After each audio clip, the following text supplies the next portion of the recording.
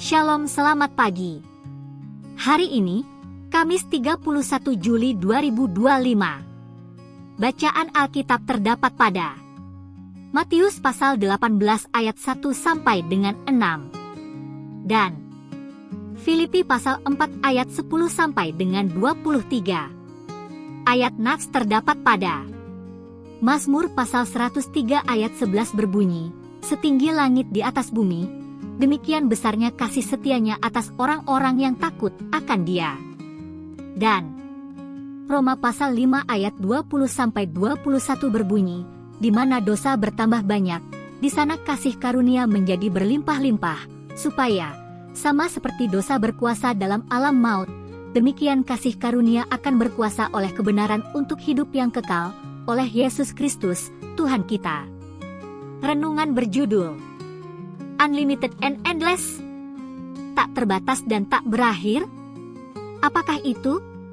Terdengar sangat menyenangkan, bukan? Paket internet? Bukan.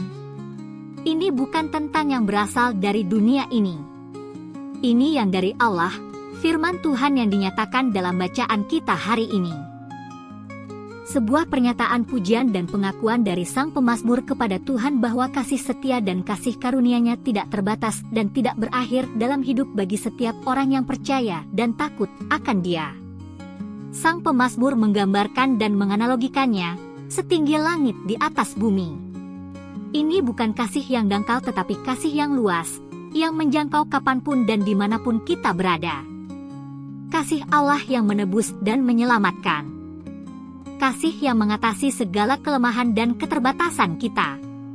Betapa luas, panjang, dalam dan tingginya kasih setia Tuhan itu, tidak terukur dan pasti melampaui akal pikiran kita. Untuk itu, jangan pernah meragukan kasih setia dan karunia Tuhan dalam hidup ini. Tuhan tetap setia walaupun kita bisa tidak setia. Terpujilah Dia di dalam Tuhan Yesus Kristus, yang sangat mengasihi kita dengan kasih setianya yang tidak terbatas dan berujung itu. Kasih setia dan karunia Tuhan yang berlimpah-limpah itu dinyatakan dalam pengampunan dosa melalui karya Yesus Kristus, Tuhan kita. Inilah yang dinyatakan dalam bacaan yang kedua dari Roma pasal 5 ayat 20 sampai 21. Melalui hukum Taurat, kita semakin mengerti bahwa kita adalah manusia berdosa sehingga membutuhkan pengampunan dan keselamatan. Oleh karena itu, Yesus Kristus telah menjadi sumber kasih karunia yang menyelamatkan dan menuntun kita kepada kebenaran untuk hidup kekal. Kita tidak layak, namun oleh karena kasih karunia-Nya kita dilayakkan di hadapan-Nya. Dalam kasih karunia-Nya, tidak peduli seberapa banyak dosa yang kita lakukan, betapa rapuh dan bobroknya kita dan seberapa sering kita jatuh, tetapi yang pasti ialah kasih karunia Tuhan lebih besar dan melimpah atas hidup kita umat-Nya. Tuhan mau menerima, mengampuni, membaharui bahkan memberkati kita dalam kasih-Nya yang tak terbatas dan tak pernah berkesudahan itu. Firman Tuhan hari ini sungguh memberi pengharapan bagi kita. Tatkala kita di dunia ini seringkali jatuh dalam dosa, harusnya kita mati binasa, kita tidak layak, kita tidak setia kepada Tuhan, namun Tuhan tetap setia dan kasih karunia-Nya melimpah atas kita. Ia berkenan mengampuni segala dosa kita dan menyelamatkan kita dari maut. Untuk itu, marilah kita percaya kepada Tuhan, Allah yang setia, yang telah mencurahkan karunia-Nya dengan berlimpah-limpah. Allah dalam Tuhan Yesus Kristus tidak pernah meninggalkan kita.